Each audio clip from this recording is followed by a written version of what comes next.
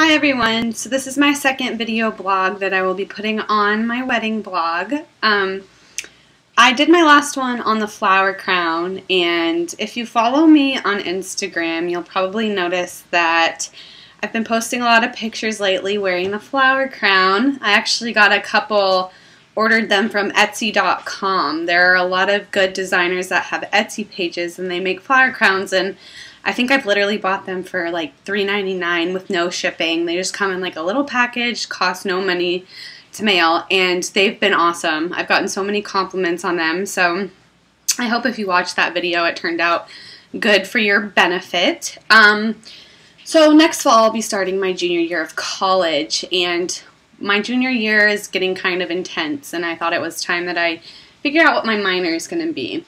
My major right now is broadcast journalism at the Walter Cronkite School of Journalism, but I decided that for my minor I kind of wanted to take a different approach. I kind of wanted to get into the business aspect.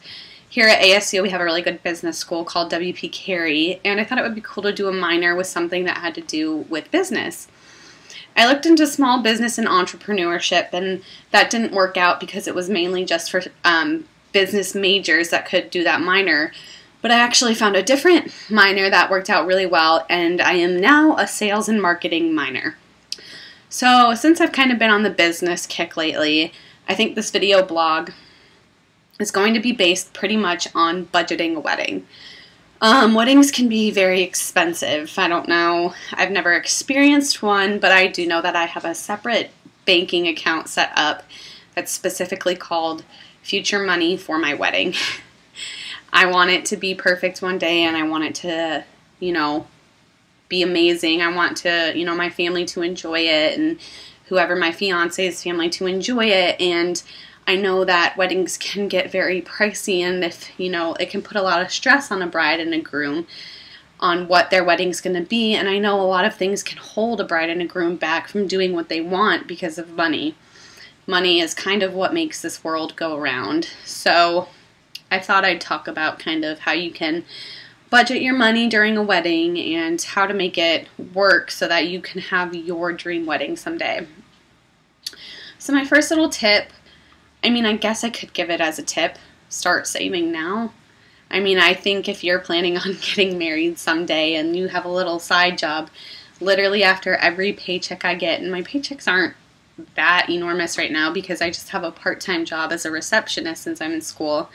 But I think if you put a little, I put $30 from each paycheck into this this little account I have, and I think I already have saved like $550. And it may not seem like a lot, but a little goes a long way. And I think after a couple of years, I'll already have enough, maybe to even buy my own wedding dress.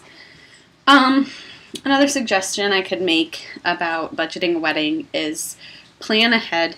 Don't just wait until your wedding is set in stone to start figuring out what kind of, caterer you're going to get, where you're going to have the wedding, your photographer, your dress. Kind of pre-plan. If you know the time is coming up in your life when you're going to start getting married, and you have a potential boyfriend that's going to propose, start casually planning things out. And you don't have to plan it so he finds out that you're planning this and he gets really scared and runs away.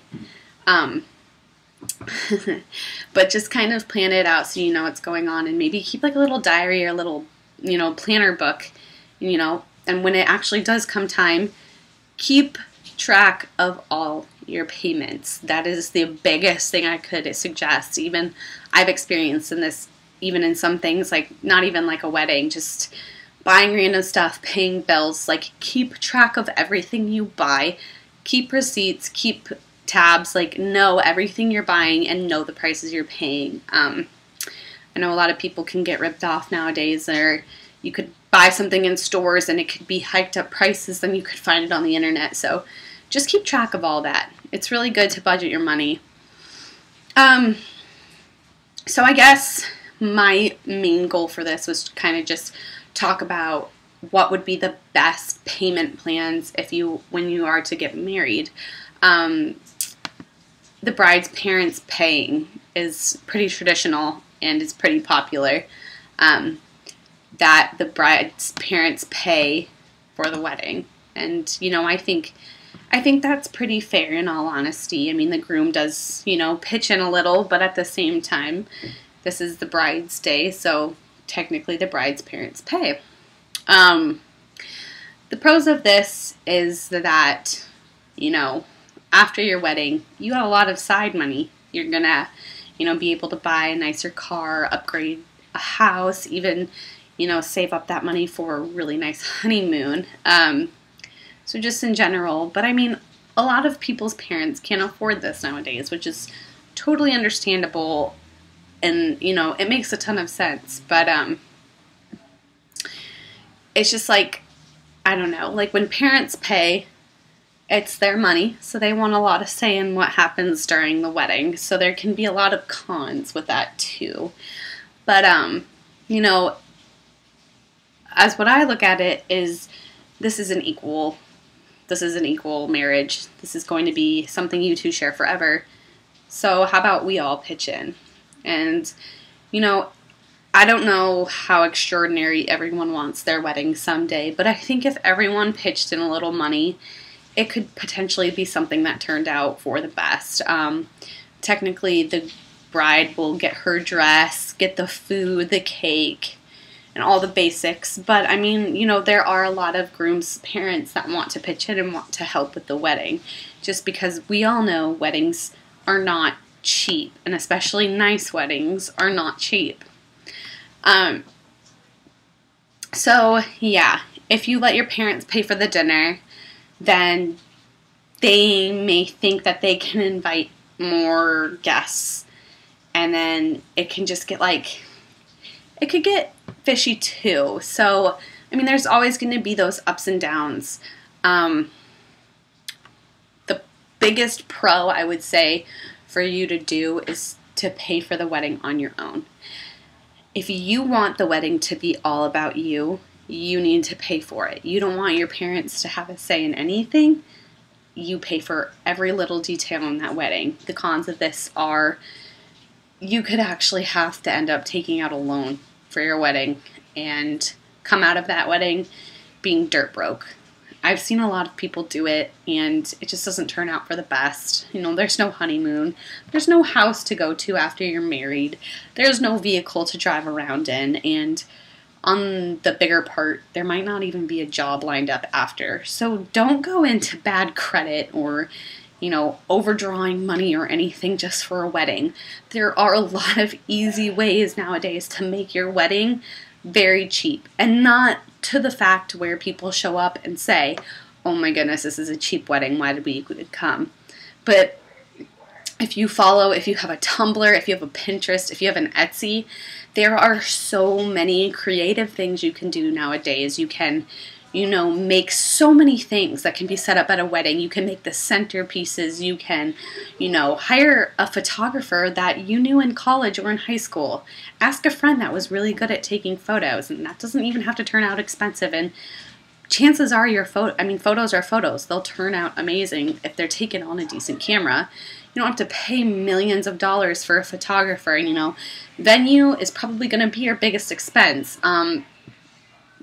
Dinners in your venue will probably be the most money you spend, but everything else, decorations, all of that, you can personally do yourself. You can order from, like, you can order online, Amazon and Etsy, and technically the prices aren't even that bad. So it does turn out for the better if you are able to budget your money during a wedding. It's terrible to see people that spend so much money and put all this into a wedding, and I mean, they have this phenomenal wedding, but after the wedding, they just turn out broke. They have nothing after the wedding, and it's like, yes, this is supposed to be your most special day, and you want to spend all this money in the world on it, but don't go too crazy to the fact where you don't know where you're going to stand after. My best advice, if you even go on Pinterest or on Google and just type in ways to budget a wedding, you will get pages and pages that help you out with how to budget a wedding, and you will be amazed with what people actually put on the internet, free access for you to have. So pretty much they're putting they're putting in sorry about that. They're putting in a free budget list for you on the internet, free of charge, nothing, and it's just a list for you to budget your money during a wedding. So I think it's a wonderful thing for to have available to yourself, and definitely check it out. I think it's definitely something you'll want to look into when the time comes near. But until then, just keep up with my latest blogs. I'll be posting new stuff all the time, so just keep in touch. Have a wonderful night.